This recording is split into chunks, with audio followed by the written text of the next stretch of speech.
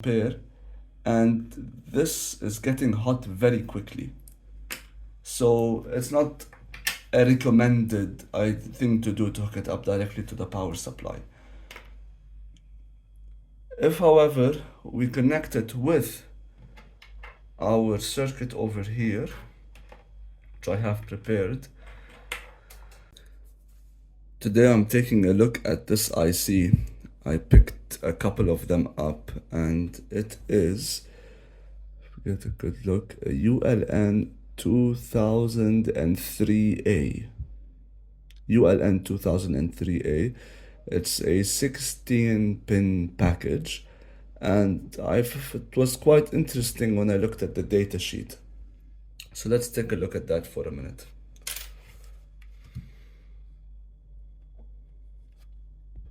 Okay, so this is the data sheet. We have the ULN2003A, and it looks like there's a whole bunch of, it's a whole series of them. So this is a high voltage, high current Darlington transistor arrays. Now, whenever I hear about transistor arrays, or Darlington transistors, or transistors in general, even MOSFETs, I always think about some type of driving circuit. Even if it's a single transistor, it's a sort of a driving circuit. And this is capable of 0.5 ampere rated collector current, single output, which is good. But what got me is the high voltage outputs of 50 volts, which is impressive. Output clamp diodes. Those are very important, especially if you want to drive something with an inductive load, like a relay or a brushless DC motor, brushed DC motor, or anything that has a coil. It's a sort of protection, sort of acts like it will act like a freewheel diode. And the clamp diodes make sure that things are within certain values and remain within certain values. So it's a safety feature. Inputs are compatible with various types of logic, relay driver applications. And just like we said, the applications include relay drivers, the stepper and DC brushed motor drivers, lamp drivers, display drivers, line drivers, logic drivers, so drivers in general, which is good. Today we're going to be trying out the lamp driver and see why having a driver is important and versus not having a driver. This is the inside of the IC. Looks like we have a bunch of inverters, and then we have the clamp diodes on each one. Interesting. Let's go down further. This is the layout. Okay. Common cathode. Node for flyback diodes required for inductive loads. Okay. And the E on pin number 8 is the common emitter shared by all channels, typically tied to ground. Okay.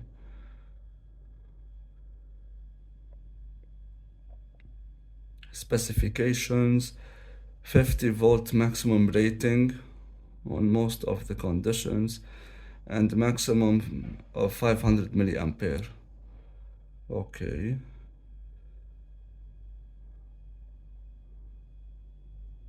Electrical characteristics: on state for input voltage 2 volts and maximum 2.4 volts.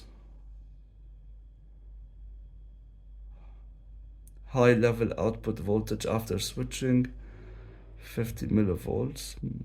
That's minus 50 millivolts, minus 50 millivolts, and 50 volts VS. Okay.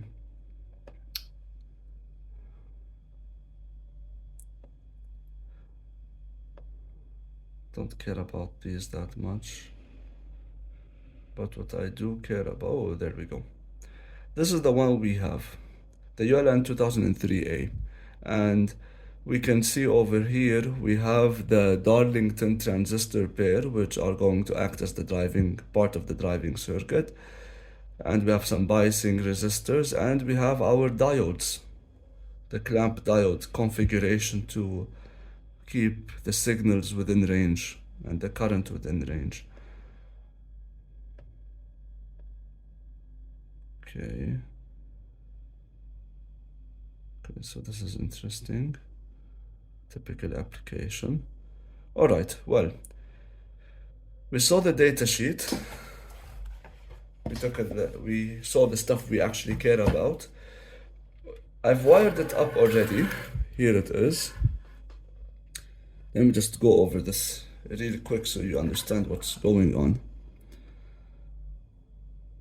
And move this one out of the way. And okay, so pin number 9 on this lower corner is connected to the supply voltage, and the pin on the opposite side, 8, is going to be connected to ground, and these two are the logic high or low. I don't know how it will behave with a PWM signal, for example. I haven't tried that out.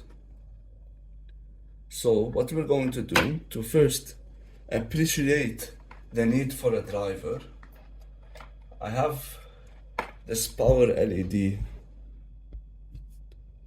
small one, and it is for a 12 volt operation. If I turn on my power supply, set this at 12 volts, and I'm going to limit the current. I'm going to keep the current at 1.5 ampere. If I take and hook it up directly, nothing's bad going to happen, but it's not ideal. It's not good practice. It's drawing 1.5 ampere, and this is getting hot very quickly. So it's not a recommended thing to do to hook it up directly to the power supply. If, however, we connect it with our circuit over here, which I have prepared, take the positive, like that. I'm going to give 12 volts to the circuit directly. This is my negative.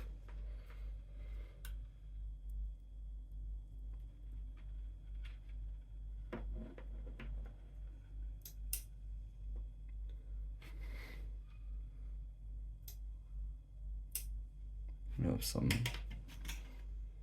okay.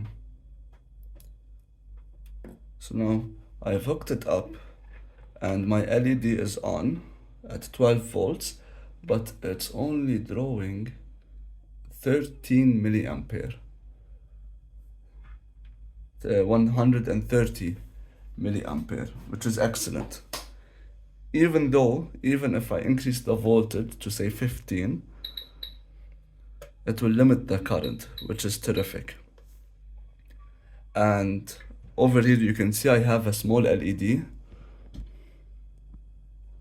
I have a small red LED with a pull-up resistor.